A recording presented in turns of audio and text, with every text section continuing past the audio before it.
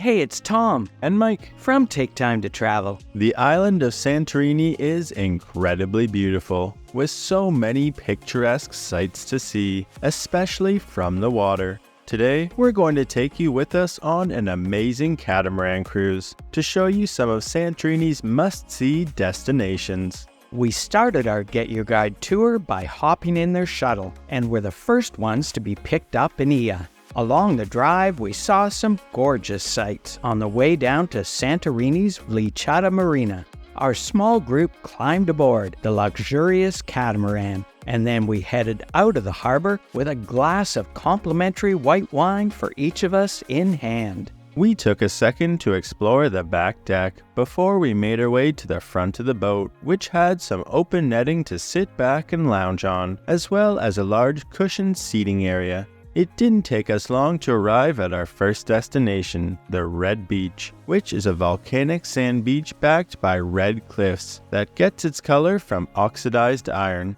Here, the boat anchored, and it was time for us to hop in the water, alongside the many other boats, and enjoy the picturesque perspectives of the shoreline. It was super easy to float in the Caldera's salty water. When we came back on board, some tomato and feta and eggplant snacks were ready for us. Then we continued on our cruise around this spectacular rock outcropping and made our way over towards this interesting-looking jagged rock, which they called the White Iceberg of Santorini. As we came in close, they jokingly started playing the Celine Dion song from the Titanic, if you can believe it. So it was time to get our money's worth from the all-you-can-drink wine. Once everyone had taken their pictures of Santorini's only iceberg, we briefly stopped at the White Beach, which was also surrounded by some incredible white cliffs. It was really spectacular cruising alongside these massive rock faces.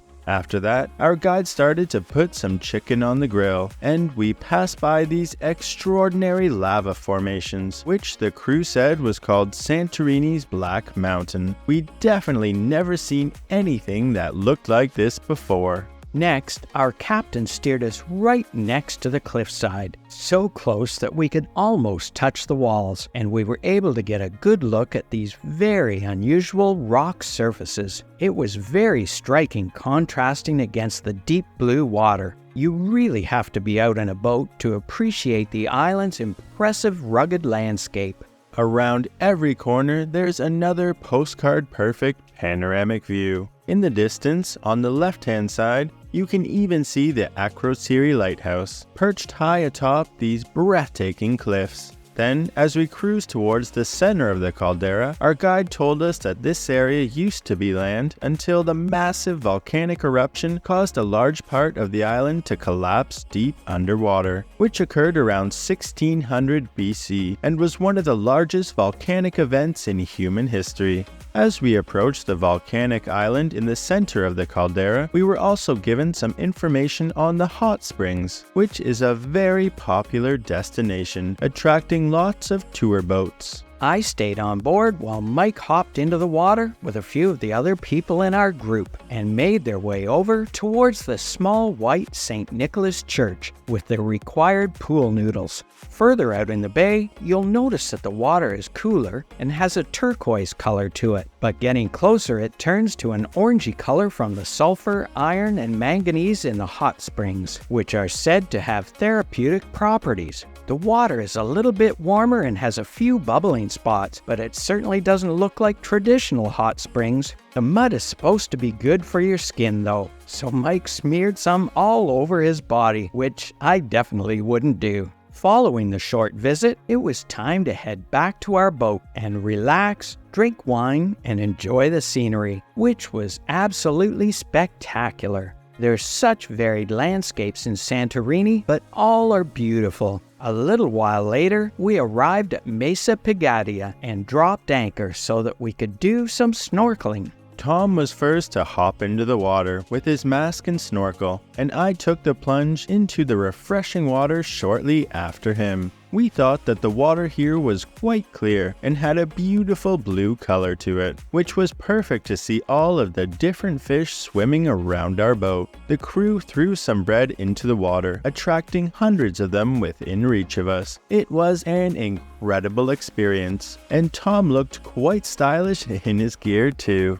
Others in our group were happy to just float around and enjoy the scenery, and some people even got bread from the boat so that they could hand feed the fish. We haven't done very much snorkeling before, but this was by far the best we've ever done. With the incredible color of the water and so many fish swimming around us, it was one of the highlights of our tour for sure. Unfortunately, just after this shot, I dived back into the water and the GoPro camera broke. But we were quickly cheered up by the delicious looking food that was prepared for our lunch and was served up by our fantastic crew. We got some pasta, chicken, an eggplant dish, Greek salad, tzatziki, bread, some more wine, and some Greek yogurt topped with sour cherries for dessert. Continuing on this incredible Get Your Guide tour, everyone lounged, laughed, and of course had some more wine before it was time for us to disembark from this luxurious catamaran and get shuttled back to our accommodations. This Get Your Guide catamaran tour was one of the highlights of our whole time in Santorini. If you'd like to do this fantastic excursion, we've put a link to do this amazing Get Your Guide tour in the description section down below. As always, please like and subscribe for more Santorini as well as Athens videos coming soon. And remember, take time to travel. Catch you on the next one.